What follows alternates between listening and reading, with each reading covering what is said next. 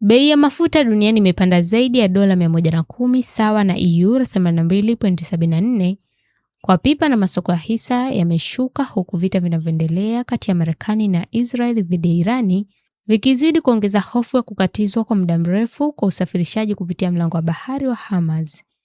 Irani imemtaja Mojtaba Khamenei kumrithi baba yake Ali Khamenei kama kiongozi mkuu, ikiashiria kwamba wiki moja mapigano hayo ambayo bado yanaendelea, viongozi wenye msimamo mkali bado wanaongoza nchi hiyo.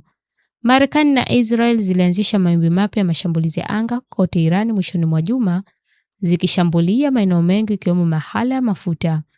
Usumbufu mkubwa wa usambazaji wa nishati kutoka eneo hilo unatishia bei kupanda kwa watumiaji na biashara kote ulimwenguni. Kupanda kwa bei ya mafuta kunaweza pia kuongeza gharama za bidhaa muhimu zinazotokana na mafuta kama vile mafuta ya ndege na nyenzo muhimu katika uzalishaji wa mbolea. Rais wa Marekani Donald Trump alijibu ongezeko la bei kwa kusema kwamba ongezeko la muda mfupi lilikuwa gharama ndogo ya kulipa kwa kuondoa tishio la nyuklia la Irani.